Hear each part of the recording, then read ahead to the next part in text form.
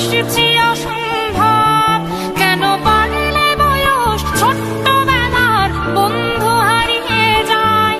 কেন বাড়লে বয়স ছোট্টবেলার বন্ধু হারিয়ে যায়?